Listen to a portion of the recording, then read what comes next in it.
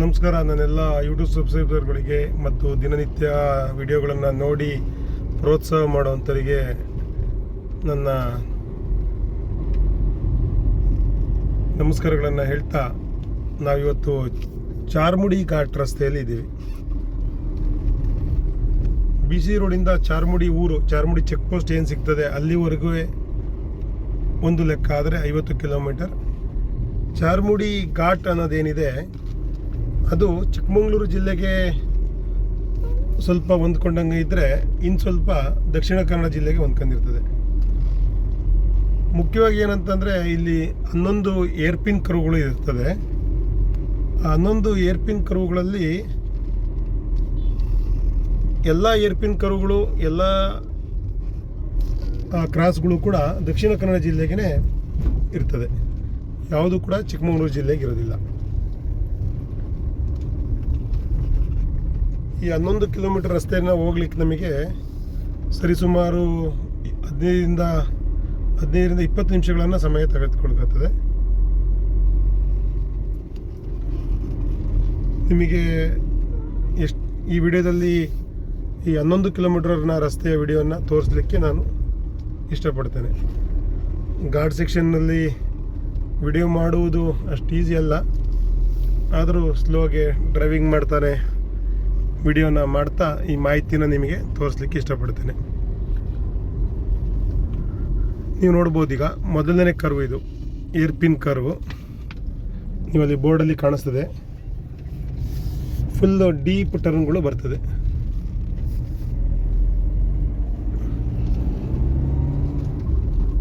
ಈ ಥರದ ಕರುಗಳು 11 ಕರುಗಳು ಇದೆ ಈ ಚಾರ್ಮುಡಿ ಘಾಟ್ನಲ್ಲಿ.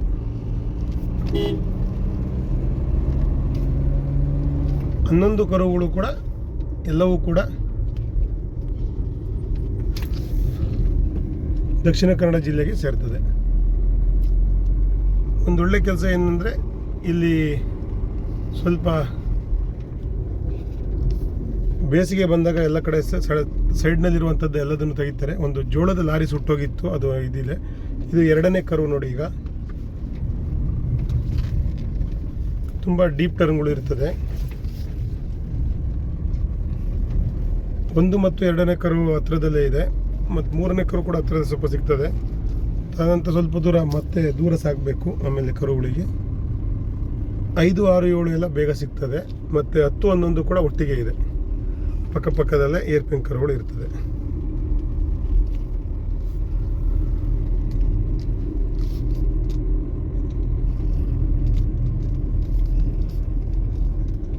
ಇದೇ ರಸ್ತೆಯನ್ನು 2024ರ ಕೊನೆಯಲ್ಲಿ 2025ರಲ್ಲಿ ನಾವು ದಕ್ಷಿಣ ಕನ್ನಡ ಜಿಲ್ಲೆಯಲ್ಲಿ ಇರುವಂಥವರಿಗೆ ತಿಳಿದಿರ್ತದೆ. ಚಾರ್ಮುಡಿ ರಸ್ತೆಯನ್ನು ಅಗಲೀಕರಣ ಮಾಡುವಂಥ ಕೆಲಸ ಅಪ್ರೂವಲ್ ಆಗಿರ್ತದೆ. 11 ಕಿಲೋಮೀಟರ್ ರಸ್ತೆಗೆ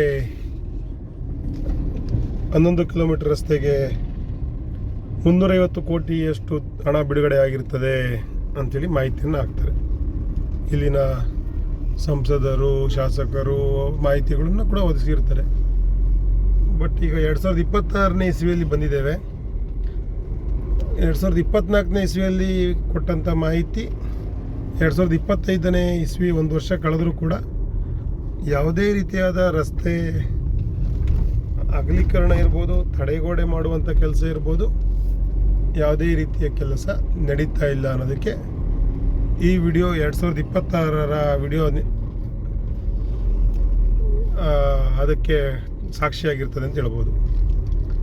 ಈ ವಿಡಿಯೋನ ನಾನು ಅದನ್ನು ಟ್ಯಾಗ್ ಮಾಡ್ತೇನೆ, ಯಾಕೆಂದರೆ ಇನ್ನು ಎಷ್ಟು ವರ್ಷಗಳ ನಂತರ ಈ ಘಾಟ್ ಸೆಕ್ಷನ್ ಅಭಿವೃದ್ಧಿ ಆಗ್ತದೆ, ಸ್ವಲ್ಪ ದೊಡ್ಡದಾದಂಥ ರಸ್ತೆಯನ್ನು ಮಾಡ್ತಾರೆ, ಅಗಲೀಕರಣ ಮಾಡ್ತಾರೆ, ತಡೆಗೋಡೆಗಳನ್ನು ಕಟ್ತಾರೆ, ನೋಡುವಂಥ ಕೆಲಸವನ್ನು ನಾವು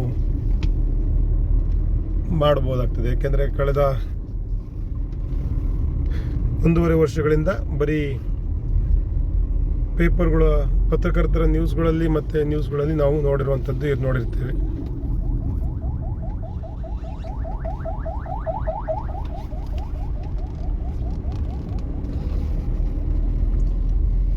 ಚಿಕ್ಕಮಗಳೂರು ಜಿಲ್ಲೆಯ ಮೂಡಿಗೆರೆ ತಾಲೂಕು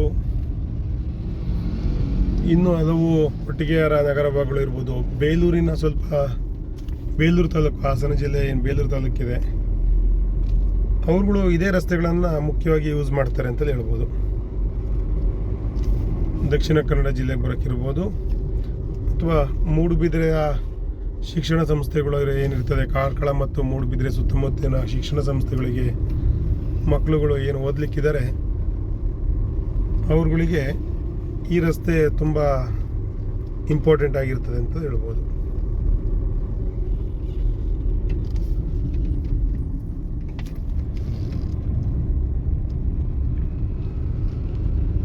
ನಾವು ನಿಮಗೆ ಹೇಳಿದಾಗೆ 2ನೇ ಕರ್ವು, 1ನೇ ಕರ್ವು ಮತ್ತು 2ನೇ ಕರ್ವು, ಏರ್ಪಿನ್ ಕರ್ವ್ಗಳು ತುಂಬ ಅಕ್ಕಪಕ್ಕದಲ್ಲೇ ಬಂದಿದ್ವು. ಅಂದರೆ 3ನೇ ಏರ್ಪಿನ್ ಕರ್ವ್ ನೋಡಿ ಇನ್ನೂ ಕೂಡ ಬರಲಿಲ್ಲ, ಸ್ವಲ್ಪ ದೂರವಾಗಿದೆ. ಟ್ರಾನ್ಸ್ಪೋರ್ಟೇಷನ್ ಲಾರಿ, 10 ವೀಲರ್ ಲಾರಿಗಳು ಈ ರಸ್ತೆಯಲ್ಲಿ ಬರೋದು ಸ್ವಲ್ಪ ಕಷ್ಟ ಆಗ್ತದೆ. ಏನಿದ್ರು 6 ವೀಲರ್ ಲಾರಿಗಳು ಸ್ವಲ್ಪ ಓಡಾಡಲಿಕ್ಕೆ ಅನುಕೂಲವಾಗಿದೆ ರಸ್ತೆ. ತುಂಬ ಕಡೆ ಕಿರಿದಾದ ರಸ್ತೆಗಳು ತುಂಬ ಕಡೆ ಇರೋದ್ರಿಂದ ಈ ರಸ್ತೆ 10 ವೀಲರ್ ಲಾರಿಗಳಿಗಿರ್ಬೋದು ಮತ್ತು ಐರಾವತ ಮಲ್ಟಿ ಎಕ್ಸೆಲ್ ಬಸ್ಸು ಈ ರಸ್ತೆಯಲ್ಲಿ ಓಡಾಡಲಿಕ್ಕೆ ಆಗೋದಿಲ್ಲ. ಆ ರೀತಿಯಾದಂಥ ಐರಾವತ ಮಲ್ಟಿ ಎಕ್ಸೆಲ್ ಬಸ್ಗಳು ಈ ರಸ್ತೆಯಲ್ಲಿ ಕೂಡ ಓಡಾಡುವ ಹಾಗೆ ಆಗಬೇಕಂತಂದರೆ ಇಲ್ಲಿಯ ಚಾರ್ಮುಡಿ ರಸ್ತೆ ಏನು 11 ಕಿಲೋಮೀಟರ್ ಇದೆ ಅದು ಅಗಲೀಕರಣ ಆಗಬೇಕು. ಅದಾದ ನಂತರ ಚಿಕ್ಕಮಗಳೂರು ಜಿಲ್ಲೆಗೆ ಹೊಂದ್ಕೊಂಡಂಥ ಕೊಟ್ಟಿಗೆಹಾರಕ್ಕೆ ಏನು ಇನ್ನೊಂದು 14 ಕಿಲೋಮೀಟರ್ ಅಷ್ಟು ದೂರ ಜಾಗ ಇರ್ತದೆ ಚಾರ್ಮುಡಿ ಘಾಟ್ನಲ್ಲಿ, ಅದು ಕೂಡ ಅಗಲೀಕರಣ ಸ್ವಲ್ಪ ಆಗಬೇಕು. ಅದು ಅಗಲೀಕರಣವಾಗಿದೆ, ಆದರೂ ಕೂಡ ಸ್ವಲ್ಪ ರಸ್ತೆಯನ್ನು ಅಪ್ಗ್ರೇಡೇಷನ್ ಮಾಡುವಂಥ ಕೆಲಸವನ್ನು ಮಾಡಬೇಕಾಗ್ತದೆ. ಆವಾಗ ಏನಿವಾಗ ಉಡುಪಿ ಮತ್ತು ಧರ್ಮಸ್ಥಳದಿಂದ ಐರಾವತ ಬಸ್ಗಳು ಮತ್ತೆ ಬೆಂಗಳೂರಿಗೆ ಹೋಗುವಂಥದ್ದೆಲ್ಲ ಅಡ್ಡೊಳೆ ಮಾರ್ಗ ಸಕಲೇಶ್ಪುರಕ್ಕೆ ಹೋಗ್ತಾ ಇದೆ. ಆ ಬಸ್ಗಳು ಮತ್ತೆ ಮುಂದಿನ ದಿನಗಳಲ್ಲಿ ಈ ರಸ್ತೆಯಲ್ಲೇ ಹೋಗುವಂಥ ದಿನ ಕೂಡ ಬರುವಂಥದ್ದು ಆಗ್ತದೆ ಅಂತ ಹೇಳ್ಬೋದು. ಅಲ್ಲಿಯವರೆಗೂ ಕೂಡ ಈ ರಸ್ತೆ ಮಲ್ಟಿ ಎಕ್ಸೆಲ್ ಬಸ್ಗಳಿಗೆ ಅವಕಾಶ ಆಗೋದಿಲ್ಲ ಅಂತ ಹೇಳ್ಬೋದು. ನೋಡಿ, ಈಗ 3ನೇ ಕರ್ವಿಗೆ ಇವಾಗ ಬಂದ್ವಿ, ಏರ್ಪಿನ್ ಕರ್ವ್ 3ನೇ ಕರ್ವಿಗೆ ಬಂದಿದ್ದೀವಿ. ಈಗ ಏರ್ಪಿನ್ ಕರ್ವ್ ಅಂತ ನೋಡಿ, ಹಿಂಗೆ ತಿರುಗಿ ಮತ್ತೆ ಎಡಕ್ಕೆ ತಿರುವಂಥ ದೊಡ್ಡ ದೊಡ್ಡ ಕರ್ವ್ಸು, ಸ್ವಲ್ಪ ಕರ್ವ್ಗಳನ್ನು ಸ್ವಲ್ಪ ಅಗಲ ಮಾಡಿದ್ದಾರೆ.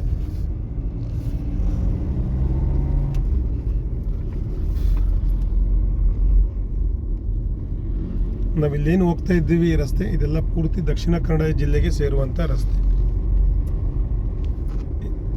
ಪೂರ್ತಿಯಾದಂಥ ರಸ್ತೆ ದಕ್ಷಿಣ ಕನ್ನಡ ಜಿಲ್ಲೆಗೆ ಸೇರುವಂಥದ್ದು.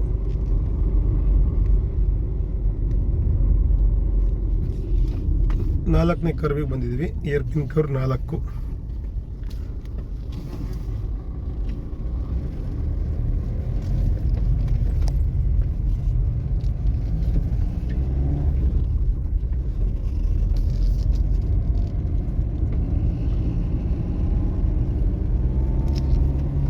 ವಿಡಿಯೋ ಸ್ವಲ್ಪ ಲೆಂತಿ ಆಗ್ಬೋದು, ಆದರೂ ಕೂಡ ಅಂದರೆ ಪೂರ್ತಿ 11 ಕಿಲೋಮೀಟರ್ ರಸ್ತೆ ದಕ್ಷಿಣ ಕನ್ನಡ ಜಿಲ್ಲೆ ಎಲ್ಲಿ ತನಕ ಮುಗೀತದೆ ಅಲ್ಲಿವರೆಗೂ ಕೂಡ ಈ ವಿಡಿಯೋನ ತೋರಿಸ್ಲಿಕ್ಕೆ ಇಷ್ಟಪಡ್ತೇನೆ. ಚಾರ್ಮುಡಿ ಘಾಟಿನ ರಸ್ತೆಯನ್ನು ಕೂಡ ನೋಡುವಂಥ ಒಂದು ವಿಡಿಯೋ. ಏರ್ಪಿನ್ ಕರ್ವ್ 5ನೇ ನಂಬರ್ ಬಂದಿದ್ದೇವೆ.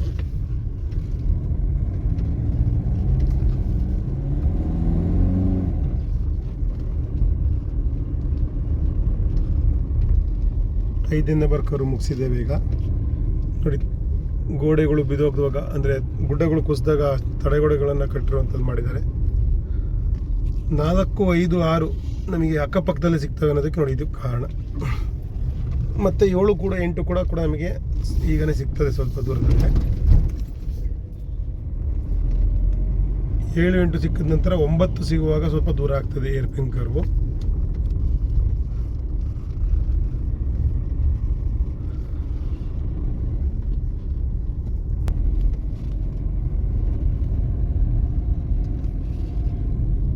ಏಳನೇ ಕರ್ವಿಗೆ ಬಂದಿದ್ದೀವಿ. ಈಗ ಏರ್ಪಿನ್ ಕರ್ವ್ 7.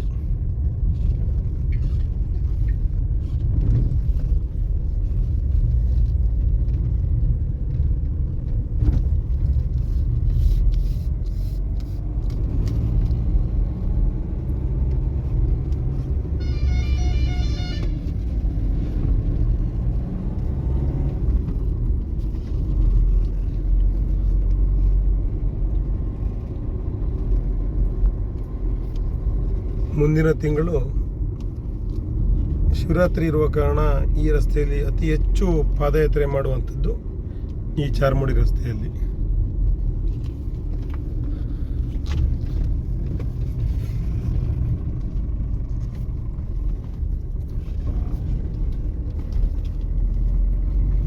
ಗುಡ್ಡನ್ನು ಹತ್ತುವಂಥ ಕೆಲಸವನ್ನು ಮಾಡ್ತಿರೋದ್ರಿಂದ ನಿಧಾನವಾಗಿ ವೆಹಿಕಲ್ಸ್ ಆಗ್ತಿರೋದು. ತುಂಬ ಕಿರಿದಾಗಿದೆ ರಸ್ತೆಯಲ್ಲಿ. 2 ದೊಡ್ಡ ವೆಹಿಕಲ್ ಬಂದರೆ ಹೋಗ್ಲಿಕ್ಕೇ ಕಷ್ಟ ಆಗ್ತದೆ. ನೋಡಿ ಎಷ್ಟು ಚಿಕ್ಕದಾಗಿದೆ ರಸ್ತೆ ಅಂತ. ಸ್ವಲ್ಪ ಎಡಬದಿಯಲ್ಲಿ ಅದನ್ನು ಕ್ಲೀನ್ ಮಾಡಿ ಸ್ವಲ್ಪ ರಸ್ತೆನ ಅಗಲೀಕರಣ ಮಾಡುವಂಥ ಕೆಲಸ ಕೂಡ ಮಾಡಿಲ್ಲ ಇಲ್ಲಿ.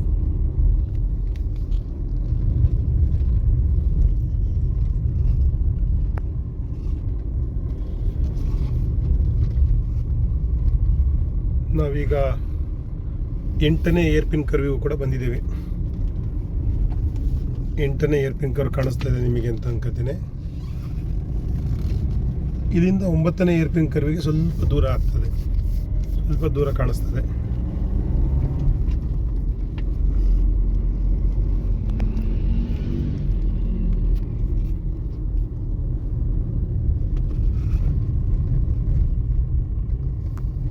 ಒಂದೊಮ್ಮೆ ಬಿಸಿಲು ನಮಗೆ ಎದುರುಗಡೆ ಬಂದರೆ ಇನ್ನೊಮ್ಮೆ ಅಪೋಸಿಟಿಗೆ ಬರ್ತದೆ. ಆ ರೀತಿಯಾದಂಥ ವಾತಾವರಣ ನಾವು ಇಲ್ಲಿ ನೋಡ್ಬೋದು. ಕಿರಿದಾದ ರಸ್ತೆಗಳು ಚಾರ್ಮುಡಿ ಘಾಟ್ನಲ್ಲಿ.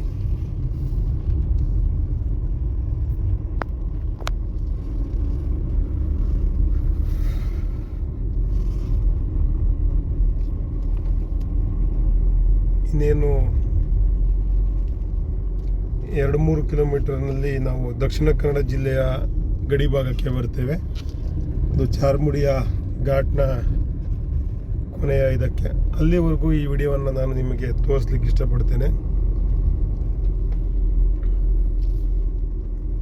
NH73 ಇವಾಗ ಯಾಕೆ ಈ 11 ಕಿಲೋಮೀಟರ್ ರಸ್ತೆಯನ್ನು ಅಪ್ಗ್ರೇಡ್ ಮಾಡಲಿಕ್ಕೆ ಹೊರಟಿದ್ದಾರೆ ಅಂತ ಅಂದಾಗ, ಅದು ದಕ್ಷಿಣ ಕನ್ನಡ ಜಿಲ್ಲೆಗೆ ಸೇರಿರೋದ್ರಿಂದ ದಕ್ಷಿಣ ಕನ್ನಡ ಜಿಲ್ಲೆಯ ಸಂಸದರು ಅವರಿಗೆ ಸೇರುವಂಥ ಜಾಗಕ್ಕೆ ಅವರು ಅದನ್ನು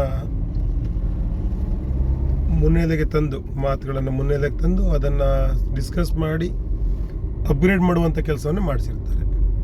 ಈಗ ಹೇಗೆ ನಮ್ಮ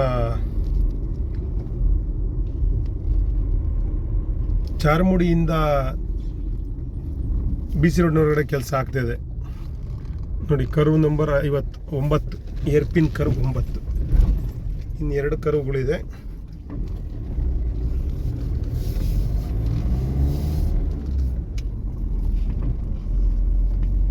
ನಾವು ಮತ್ತೆ ಸೂರ್ಯನ ಅಪೋಸಿಟಿಗೆ ಬಂದಿದ್ದೇವೆ. ಈಗ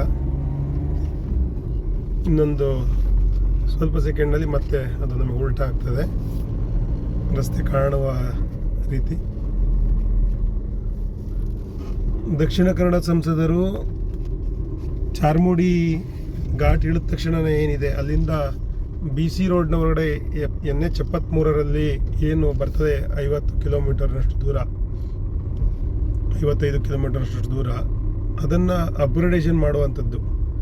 ಯಾಕೆಂದರೆ ದಕ್ಷಿಣ ಕನ್ನಡ ಜಿಲ್ಲೆಗೆ ದಿನನಿತ್ಯ ಜನ ಓಡಾಡಬೇಕಾಗಿರ್ತದೆ.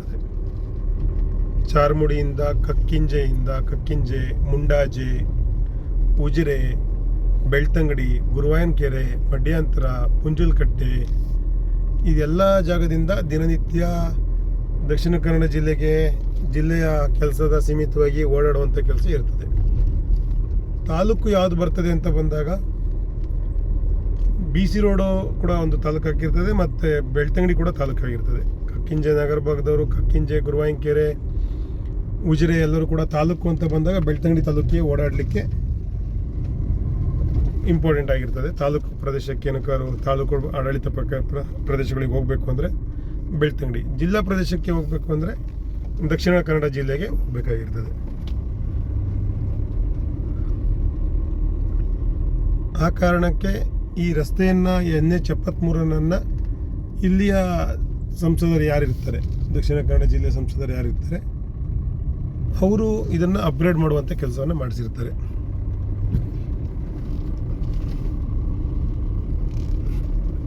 ಇಲ್ಲಿಂದ ಮುಂದೆ ಹೋದ ನಂತರ ಒಂದು 40 ಕಿಲೋಮೀಟರ್ನಷ್ಟು ದೂರ 40 ಕಿಲೋಮೀಟರ್ನಷ್ಟು ದೂರ ಮೂಡಿಗೆರೆ ಸಂಸದರು ಏನು ಬರ್ತಾರೆ ಅಂದರೆ ಉಡುಪಿ ಕ್ಷೇತ್ರಕ್ಕೆ ಸೇರುತ್ತದು.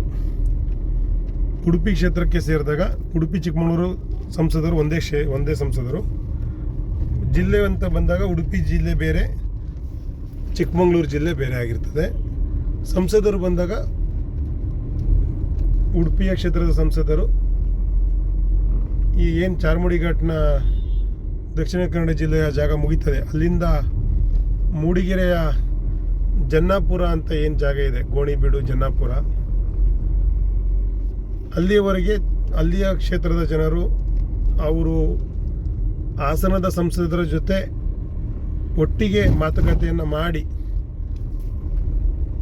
ಯಾಕೆಂದರೆ ಮುಂದಿನ ಕ್ಷೇತ್ರದಲ್ಲಿ ಏನಂದರೆ ಹಾಸನ ಕ್ಷೇತ್ರದಲ್ಲಿ NH ಹೋಗಿರೋದ್ರಿಂದ ಅಲ್ಲಿಯ ಸಂಸದರಿಗೆ ಅತಿ ಹೆಚ್ಚಾಗಿ ರಸ್ತೆ ಸಿಗ್ತದೆ.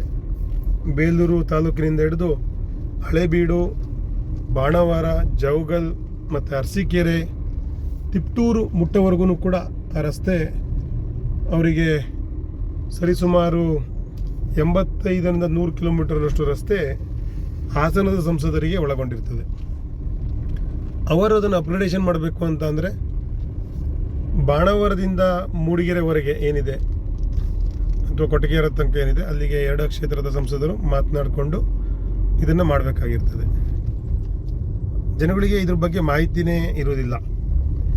NH ಅಂದರೆ ಅವ್ರು ಮಾಡೋದು, ಅಲ್ಲಿಯ ಸಂಸದರು ಈ ಹೈವೇಯನ್ನು ಅಪ್ಗ್ರೇಡೇಷನ್ ಮಾಡಿ ಅಲ್ಲಿಯ 2-3 ಜನ ಸಂಸದರುಗಳು ಒಟ್ಟು ಇಲ್ಲಿ NH 73 ಬಂದಾಗ ತುಮಕೂರು ಕ್ಷೇತ್ರದ ಸಂಸದರು, ಹಾಸನ ಜಿಲ್ಲೆಯ ಸಂಸದರು, ಉಡುಪಿ ಚಿಕ್ಕಮಗಳೂರು ಕ್ಷೇತ್ರದ ಸಂಸದರು ಮತ್ತು ದಕ್ಷಿಣ ಕನ್ನಡ ಜಿಲ್ಲೆಯ ಸಂಸದರು, ಈ 4 ಜನ ಸಂಸದರು ಒಟ್ಟಾಗಿ NH 73 ಅಪ್ಗ್ರೇಡ್ ಮಾಡಿ ಅಂತೇಳಿ ಮಾಡಬೇಕಾಗಿ ಬರ್ತದೆ.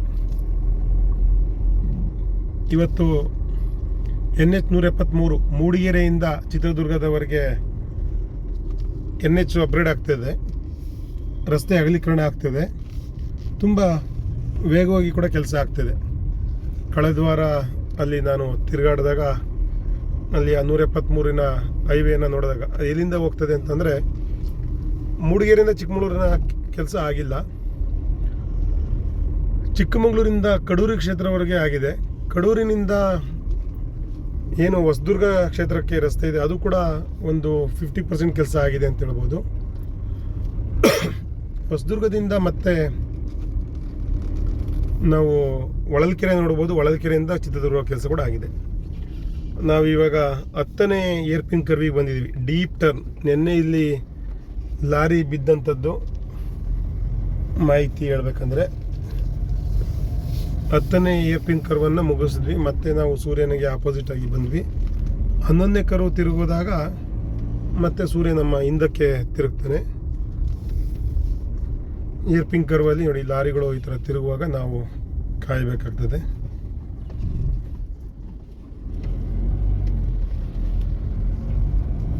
NH 73 11ನೇ ಕರ್ವ್ ಇದು, ಕೊನೆಯ ಏರ್ಪಿನ್ ಕರ್ವ್ಗಳಾಗಿರ್ತದೆ.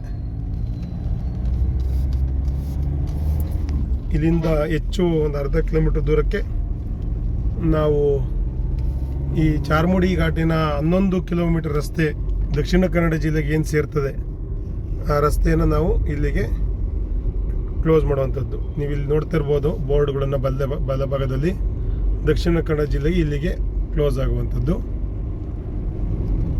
ಅಲ್ಲಿ ಕಲ್ಲನ್ನು ನೆಟ್ಟಿದ್ದಾರೆ.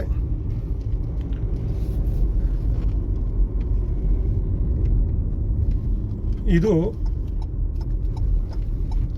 ದಕ್ಷಿಣ ಕನ್ನಡ ಜಿಲ್ಲೆ ನೋಡಿ, ನಿಮಗೆ ಅಲ್ಲಿ ಕಲ್ಲನ್ನು ನೆಟ್ಟಿರುವಂಥದ್ದು ಬೆಳ್ತಂಗಡಿ. ಇಲ್ಲಿಂದ ಮುಂದಕ್ಕೆ ಮಂಗಳೂರು ಅರಣ್ಯ ವಿಭಾಗ ಮುಕ್ತಾಯ ಬೆಳ್ತಂಗಡಿ ವಲಯ.